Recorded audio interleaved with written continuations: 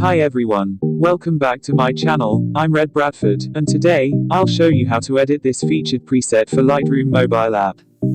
Before we start, don't forget to subscribe and hit the notification bell icon to be updated for the upcoming tutorials.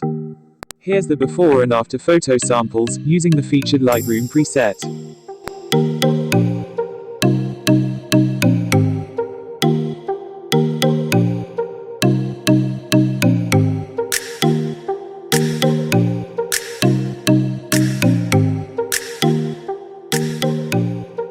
Let's get started.